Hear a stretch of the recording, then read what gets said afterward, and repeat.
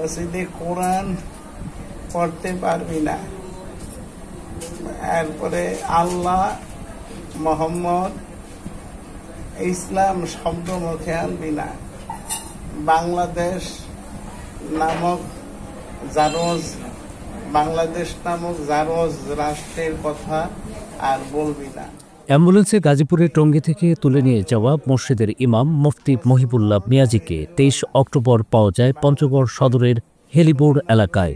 শেকল দিয়ে বাঁধা ছিলেন তিনি। খবর পেয়ে পুলিশ তাকে উদ্ধার করে পঞ্চগড় আধুনিক সদর হাসপাতালে নিয়ে যায়। ক্লান্ত কাতর মুফতি মহিবুল্লাহর চিকিৎসা চলছে সেখানে। তাকে তুলে নিয়ে যাওয়ার আগে বেশ কয়েকটি উড়ো চিঠি এসেছিল তার কাছে। সেখানে অখণ্ড ভারত, হিন্দু ছেলেদের সঙ্গে মুসলমান মেয়েদের বিয়েতে সমস্যা নেই, চিন্ময় কৃষ্ণ প্রভু, পূর্ব বাংলা, এনসিপি ও বিএনপির বিষয়ে হুমকি দিয়ে বিভিন্ন কথা বলা ছিল। পঞ্চগড়ের হাসপাতালে শুয়ে সাংবাদিকদের সেসব বিষয়ে কিছুটা তথ্য দেন মুফতি মহিবুল্লাহ। ওই চিঠির মধ্যে লাগছে তোরে শেষ, সব খতিব আলেমদেরকে তুই আমাদের কথা মতো যা বলে দিছি এগুলি বলবি। অখণ্ড ভারতের পক্ষে বাংলাদেশের ধর্মভিত্তিক দল বিএনপি, এনসিপি এদের বিরুদ্ধে কথা বলবি। এনসিপি বাংলাদেশের বাংলাদেশ লেখেই না, লেখছে পূর্ববঙ্গের এনসিপি পূর্ববঙ্গের সবচাইতে বড় শত্রু। এরপরে লেখছে যে এই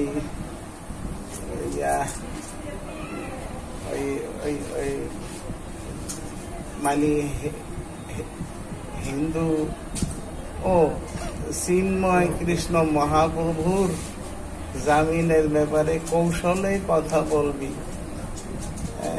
বলবি যে তাকে আটকে রাখা ঠিক হচ্ছে না, এরকম লাগছে। এরপরে লাগছে যে মেম্বারে বসা মশালা দিবি যে মুসলমান মেয়েরা হিন্দু ছেলেদের সাথে প্রেম করতে বাধা নাই, এই মর্মে। এরপরে 21 তারিখে লাস্ট যে চিঠি পরশু দিন যে কোরআন 4 গুণ শক্তিশালী এনজাইম ও অধিক ফেনা সমৃদ্ধ অরিক সিলভার ওয়াশ মাত্র 70 টাকায়। মসজিদে কোরআন পড়তে পারবি না,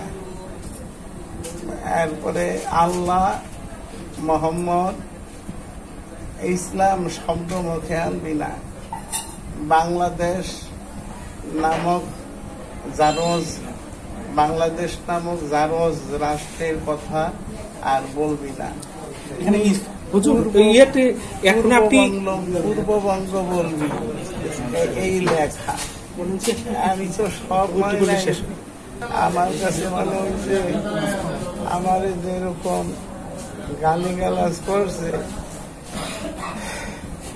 বাংলাদেশের কোন নাগরিক মনে হইল না, মুসলমানও না, হিন্দুও না, বাংলাদেশের কোন নাগরিক মনে হইলই না। গালিগালাজ যাই কিছু করুক, শুদ্ধ বাংলায় মানে প্রমিত বাংলায় কথা বলে, অনেক শুদ্ধ বাংলায় কথা বলে। বাংলাদেশে কোন নাগরিক, কোন হিন্দু, কোন মুসলমান কেউই এরা বলে আমার মনে হইল না। 4 গুণ শক্তিশালী এনজাইম ও অধিক ফেনা সমৃদ্ধ অরিক সিলভার ওয়াশ মাত্র 70 টাকায়।